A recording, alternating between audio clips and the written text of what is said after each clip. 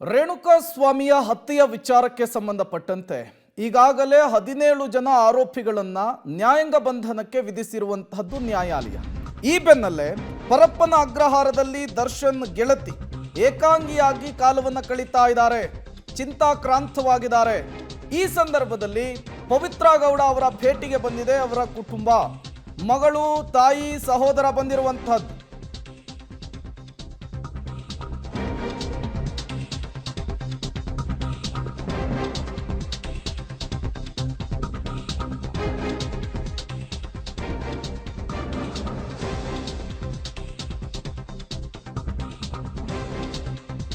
ಪರಪ್ಪನ ಅಗ್ರಹಾರದಲ್ಲಿ ದರ್ಶನ್ ಗೆಳತಿ ಪವಿತ್ರ ಮತ್ತೆ ಪವಿತ್ರ ಗೌಡ ಅವರ ಭೇಟಿಗೆ ಬಂದಿದ್ದಾರೆ ಮಗಳು, ತಾಯಿ, ಸಹೋದರ.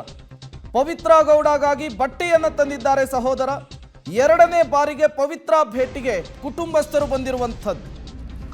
ಪವಿತ್ರ ಗೌಡ ಅವರು ರೇಣುಕಾಸ್ವಾಮಿ ಹತ್ಯೆಯ ಪ್ರಮುಖ ಆರೋಪಿಯಾಗಿದ್ದಾರೆ. ಅವರೀಗ ಪರಪ್ಪನ ಅಗ್ರಹಾರದಲ್ಲಿದ್ದಾರೆ. ಅವರನ್ನು ಭೇಟಿಯಾಗಲಿಕ್ಕೆ ಎರಡನೇ ಬಾರಿಗೆ ಅವರ ಕುಟುಂಬದ ಸದಸ್ಯರು ಬಂದಿರುವಂಥದ್ದು. ನೀವು ಕೂಡ ವಿಜುವಲ್ಸ್ ಅನ್ನು ಗಮನಿಸ್ತಾ ಇದ್ದೀರಿ. ಪವಿತ್ರ ಅವರ ಮಗಳು ಜೊತೆಗೆ ತಾಯಿ, ಸಹೋದರ, 3 ಜನರು ಕೂಡ ಬಂದಿರುವಂಥದ್ದು.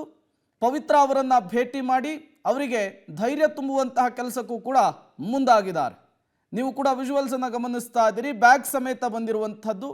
ಪವಿತ್ರ ಗೌಡ ಅವರ ಸಹೋದರ ಮತ್ತು ತಾಯಿ ಮತ್ತು ಮಗಳು, ಈ ಮೂವರು ಕೂಡ ಪವಿತ್ರ ಅವರನ್ನು ಜೈಲಿನಲ್ಲಿ ಭೇಟಿಯಾಗಿದ್ದಾರೆ.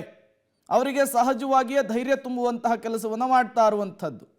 ಇಷ್ಟು ದಿನಗಳ ಕಾಲ ಅವರು ಪೊಲೀಸ್ ಕಸ್ಟಡಿಯಲ್ಲಿದ್ದರು. ಅದಾದ ಮೇಲೆ ನ್ಯಾಯಾಂಗ ಬಂಧನಕ್ಕೆ ಕೋರ್ಟ್ ಅವರನ್ನು ಕೊಟ್ಟಿರುವಂತಹದ್ದು. ಸಹಜವಾಗಿ ಆತಂಕ ಇರುತ್ತೆ. ಅದಾದ ಮೇಲೆ ಹೊರಗೆ ಏನು ನಡೀತಾ ಇದೆ ಅನ್ನುವಂತಹ ಒಂದು ಪ್ರಶ್ನೆಯೂ ಕೂಡ ಅವರನ್ನು ಕಾಡ್ತಾ ಇರುತ್ತೆ. ಮುಂದೇನು ಅನ್ನುವಂತಹ ಪ್ರಶ್ನೆಯೂ ಕೂಡ ಇರುತ್ತೆ.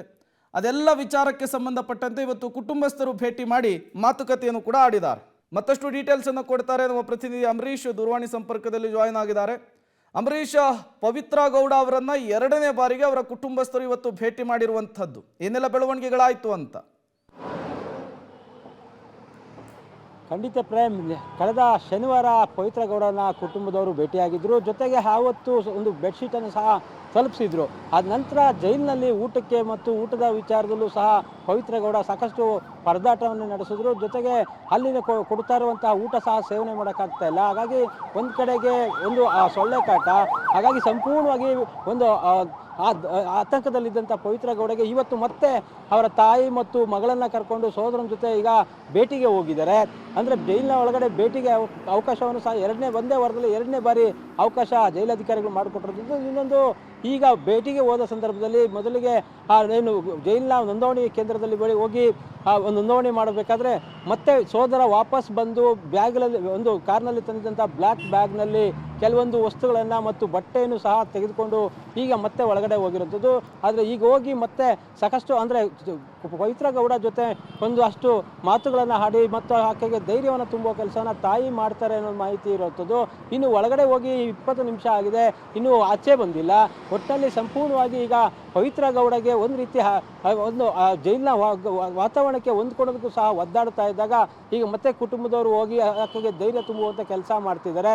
ಇನ್ನು ಪವಿತ್ರ ಗೌಡ ಸಾಕಷ್ಟು, ಅಂದರೆ ಜೈಲಿನ ಅಧಿಕಾರಿಗಳ ಜೊತೆಯೂ ಸಹ ಒಂದು ಕಿರಿಕನ ಮಾಡ್ಕೊಳ್ತಾ ಇರೋದು. ಅಂದರೆ ಜೈಲು ಊಟದಲ್ಲಿ ನನಗೆ ಈ ಥರದ್ದೇ ಊಟ ಬೇಕು ಮತ್ತು ಕೆಲವೊಂದು ಚಪಾತಿ ಬಿಟ್ಟ ರೈಸನ್ನು ಬಿಸಿ ರೈಸ್ ಕೊಡಿ ಅಂತ ಕೇಳುವಂಥದ್ದು ಆಗಿದೆ ಅಂತೇಳಿ ಜೈಲು ಅಧಿಕಾರಿಗಳು ಹೇಳ್ತಾ ಇರೋಂಥದ್ದು.